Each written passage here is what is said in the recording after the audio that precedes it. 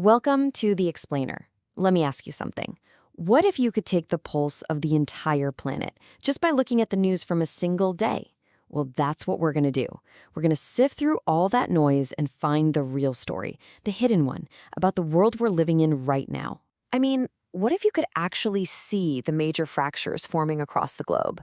The deep tensions that are shaping our conflicts, our politics, and yeah, even our shared future. That's our goal today. So here's our focus. We're taking a snapshot of just one day, August 5th, 2025.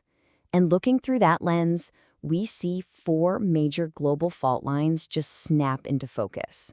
So let's start with the one that's usually making the most noise. Okay, so fault line number 1.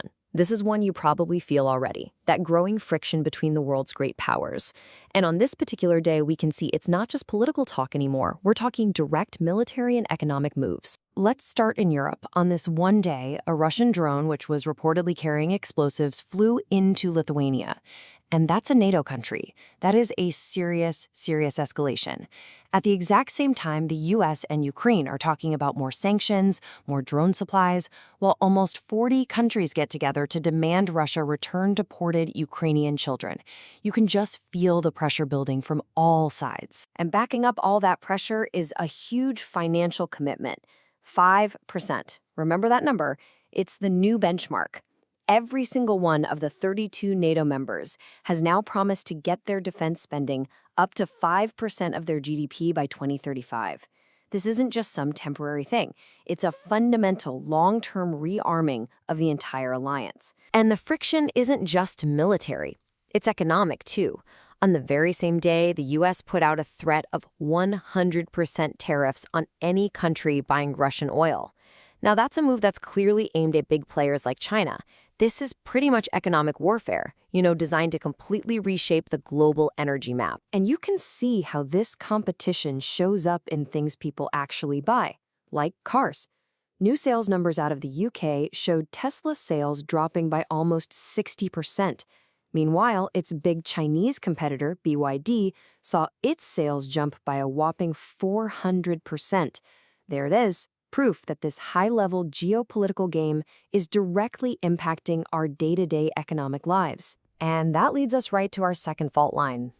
Because underneath all the big chess moves by the great powers, there's the brutal reality for the people who are actually living in the middle of all these conflicts. In the Middle East, the headlines were stark. Israel's prime minister had reportedly given the green light to a plan for the full occupation of Gaza. The stated reason was to free the hostages still being held, especially after Hamas videos showed them in just terrible conditions. But then, on the very same day that plan was making news, something pretty remarkable happened. Over 600 former Israeli security officials, we're talking the heart of the defense establishment, they signed a public letter calling for an end to the war. And their argument? They said that Hamas doesn't pose a strategic threat anymore. This just reveals such a deep division, not just with the rest of the world, but inside Israel itself. And then, if you jump halfway across the world, you could see another on-the-ground conflict playing out. In Bangladesh, thousands of people were rallying in the capital, Dhaka.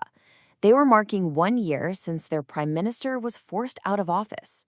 It's just a powerful sign that these intense political struggles are really shaping nations everywhere. And that idea of fractures inside a country, well, it brings us straight to our third fault line. This is where the cracks aren't between nations, but are running right through them. We're talking about those deep, polarizing divisions right at home. In the Americas, these kinds of tensions were just on full display. In the U.S., the Justice Department kicked off a grand jury looking into the old Russiagate conspiracy theories. At the same time, President Trump was drafting an order to go after banks he saw as being biased against conservatives. And then, down in Brazil, you see a really similar struggle playing out. The former president, Bolsonaro, was put under house arrest in a coup plot investigation. These aren't just political arguments. They're fundamental fights over the institutions of justice and power themselves. So, with all of these divisions we create for ourselves, it's kind of easy to forget about our final fault line. And this one's different. It's not so much a fracture that separates us, it's more like this inescapable context that binds us all together. our shared planetary reality. And here's that exact dilemma in action. At the UN, there were talks happening for a global plastics treaty. You had more than 100 countries all pushing for a real, legally binding cap on making new plastic. But on the other side, you had key oil-producing nations pushing back hard against those caps. It's a perfect microcosm of our time, right? A shared global problem smashing right into a wall of national economic interests. And as if on cue, the universe decided to send us all a little reminder. 170 feet. That's how wide Asteroid 2025 OT7 is, and it just happened to fly past our planet on this very day. It's kind of hard not to get a little cosmic perspective on all our earthly squabbles with a reminder like that. And for one last kind of mind-bending fact from this single day, minus 1.5 milliseconds.